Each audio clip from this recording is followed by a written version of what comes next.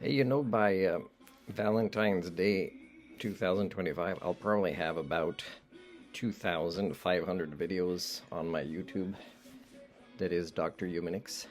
And most of them are not posted forever. They come and go. Some are unlisted, some are private, some are public.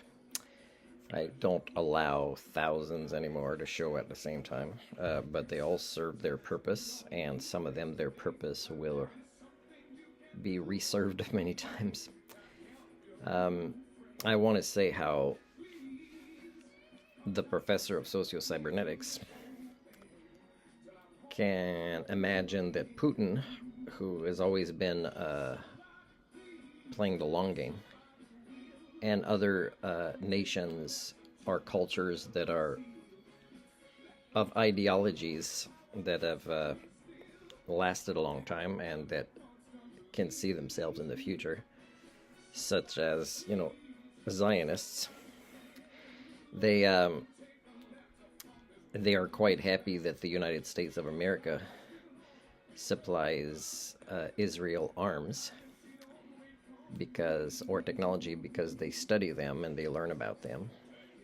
And Putin is quite happy that Trump is going to be a president again, because he's kind of anti-science. And you'll kind of know when I read this, which is more than 78 years old, but it's not simply the reasoning of Isaac Asimov. It's from history. It's learned from history. There was a gasp from Perrin, and then a dead silence for minutes. When Roderick spoke, it was in a voice quite different from what it had been till then. "You have nuclear power?" "Certainly. What's unusual in that? I imagine nuclear power is 50,000 years old now. Why shouldn't we have it, except that it's a little difficult to get plutonium?" Yes. The envoy paused and added uncomfortably, "Well, gentlemen, we'll pursue the subject tomorrow. You'll excuse me." Perrin looked after him and gritted through his teeth. "That insufferable, dull-witted donkey that—" Hardin broke in. "Not at all. He's merely the product of his environment. He doesn't understand much, except that I have a gun and you haven't." Perrin whirled on him in exasperation.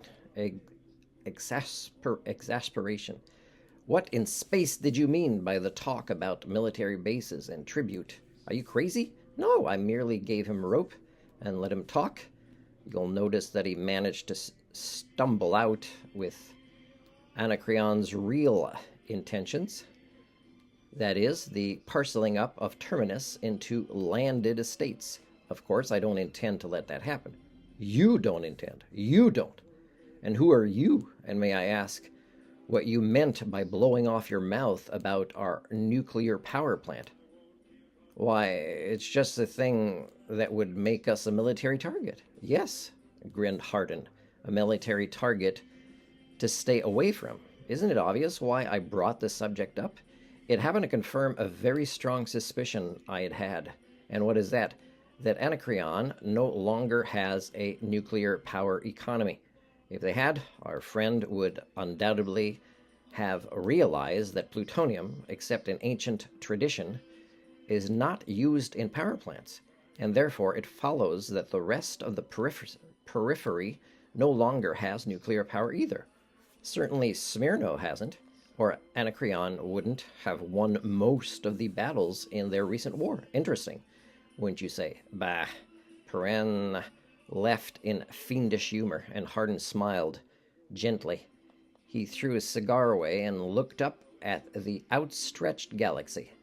"Back to oil and coal, are they?" he murmured, and what the rest of his thoughts were he kept to himself. Well, I can tell you that with Trump as president, somebody who is lazy about or not pro-science is that he is, by the very definition, as the king of the rednecks, is he's going to devolve the intelligence of an entire nation even more when things are increasingly becoming complex in the world that they keep wanting to control and meddle in and police. So, of course, he's going to weaken the United States in many ways. For example, what if they don't pursue alternate forms of energy and power as much as others do, who have now learned so much from their own past technologies, and they just frack or drill everything, even in their own country? Then they will become eventually weaker and weaker as a caveman-like type of culture. And of course, the tipping points have been passed. I mean, when he was already elected, and it was so close for again another decade, that that half the population is just already succumbing to HSD's varieties of syndromes and intellectual laziness, that they will continue to devolve their own intelligence. That even if they have nuclear power plants, is they will very unlikely be able to be self-reliant in fixing it or operating it or maintaining it without other experts that may have developed this elsewhere. And by the way, I'm not for nuclear power because I incorporate the concept that our species as a whole is devolving and we're not responsible enough for such things. And we still kind of I don't know of a culture that doesn't want to join a gang. They all want to join different gangs because they want to feel stronger and they want to feel protected.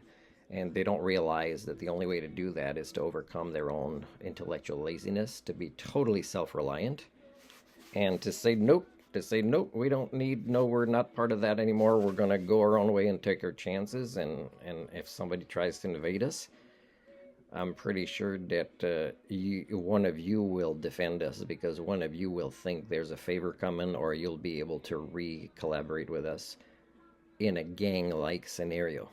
But nations or cultures or independent states just need to be more and more independent. I mean, I have ideas of just cities in countries becoming totally independent of the rest of their sub borders and nations, and just totally kind of rely on themselves more and more, and just do trade of things that is really, really necessary, but try to have that list go down to being smaller and smaller every year, and teach the importance of this, and teach the pride in being a really, really strong culture, whether others will be able to see them as the role models of modern times that they truly are or not.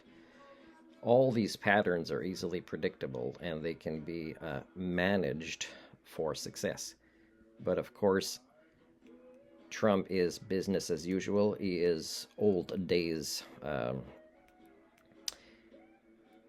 economy type thinking. He's not related to any current changes of paradigms underway. So he will be followed by the majority of citizens from there who are intellectually lazy, and they will fall behind on paradigms, and they will become, no matter how many soldiers they have or ships, really the weakest nation in the world.